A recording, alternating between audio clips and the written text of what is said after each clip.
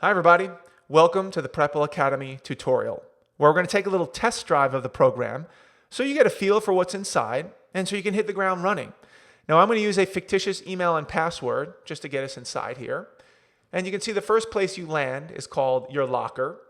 This is the spot that collects all of the weekly lessons from year to year to year.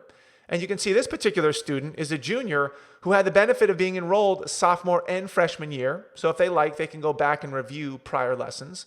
Now, if you're just starting, you'll probably just have a tile that says junior, which is great.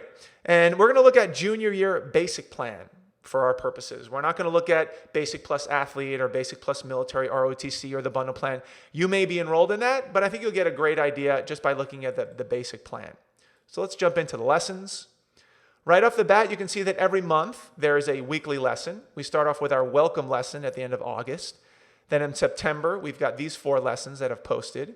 Same in October and same in November. So what I can deduce from this is that this is a junior in high school who is somewhere at the end of November. And the reason I know that is because we only post 1 lesson per week. We don't want to overwhelm you. We don't want to give you too much to focus on. We only want you to concentrate on one digestible task or concept at a time.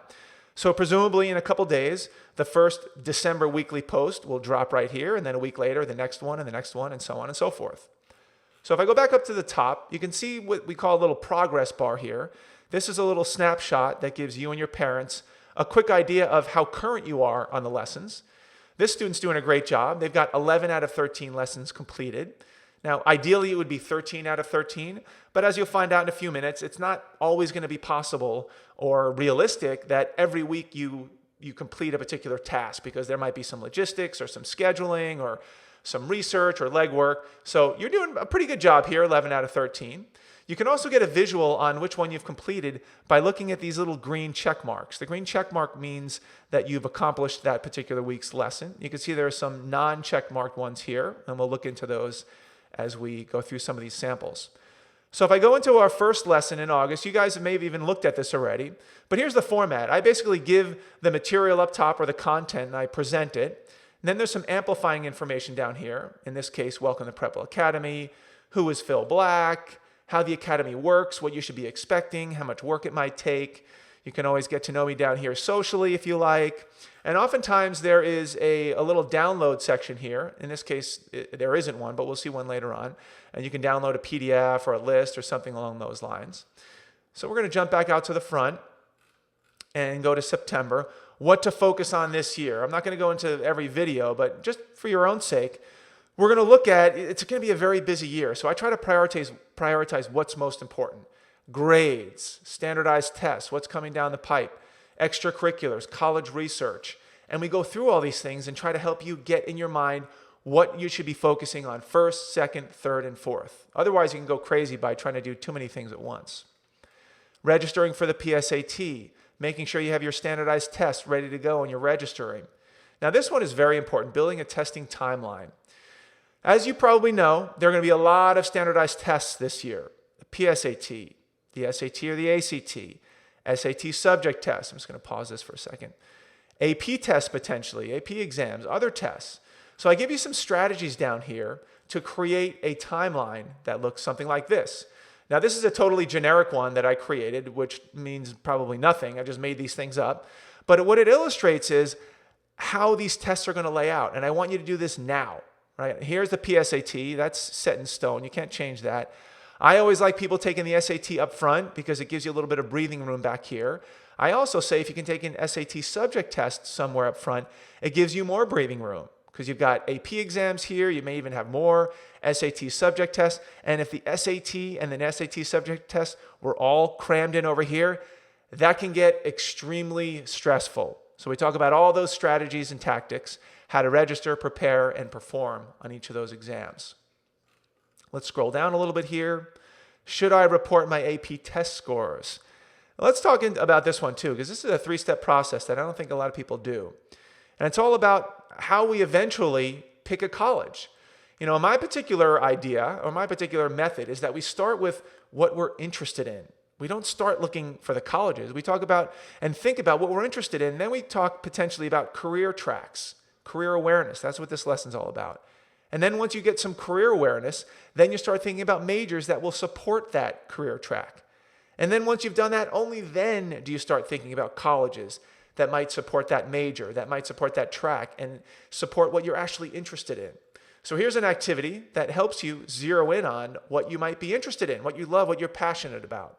And as I bump out to the back, you'll see how we go in order here. We first talk about what the career awareness might be. Then we talk about majors. Then we talk about colleges that might support these two lessons. This is very important stuff. Then we talk about social media smarts. I know you've had a lot of this already. I give my perspective on how not to let an inadvertent photograph or a careless text message completely ruin your world. Now let's go to letters of recommendation. In here, I give you my little pitch up top about the importance of the letters of recommendation, who you might want to select as a teacher to write that letter of recommendation. I want you to do it early on, and then what you should do in that class to best position yourself for that teacher to write you an absolutely killer letter of recommendation. Once again, over here in the downloads, I give you an example of a template brag sheet that I'd like you to use to give to that teacher so she has some idea of who you are outside of the class that you took with him or her. And this is just made up stuff. You're going to have to fill this in on your own. But this is what a teacher is going to expect. They're going to want you to get to him or her early. They're going to want a little brag sheet, so it gives them some information to fill in all the missing pieces on your profile. And that's very important. That could be a tiebreaker in your college applications. Where to begin your college search. This is an important one. A lot of times students have too many choices. They want to apply to 30, 40 schools. I have my own proprietary equation that I use to help you narrow down your choices. And it uses a weighted average of the top 5 factors in how to select a college. And I think you find that really interesting. And lastly, watching a TED Talk. This, once again, is a way that helps you get to your particular interests, what you're interested in. So I have you sign up, create an account if you haven't already, a TED Talk account. Now, TED Talks, if you aren't aware, they're 15-minute speeches delivered by world experts in whatever they happen to be an expert in. And they're very engaging, they're interesting, and I give you the task this week of going to the TED Talks website and picking a topic that you really love, that you really are going to get excited about, and watching it. And then hopefully you'll give us a little bit of notes on it. This, once again, is one of those ways that helps you start narrowing down what you love to do, what you're passionate about, which would lead to career, which would lead to major, which would lead to ultimately a good college choice. Now down here, we have this on everyone. We have a little spot where you can write a little note or a comment or a question that you have or something, a topic that you'd like me to discuss at a little bit more in depth. So please do that. Every once in a while, I'll have you chime in and give a piece of advice or what you're doing this summer or what TED Talk you watched and did you like it or not. So the more we talk and we engage as a PrepWell community down here, the better. We can inspire each other and really help each other out. So that's about it for our web tutorial. I hope this really helps out. I hope you feel a little bit more well-oriented to the website. And remember, if you're joining PrepWell well into the school year and not in August or September, do your best to go back in time and review all the prior posts in a timely fashion so that you don't miss any of those critical milestones and deadlines. So welcome to PrepWell Academy. I'm really glad to have you on board and can't wait to get started.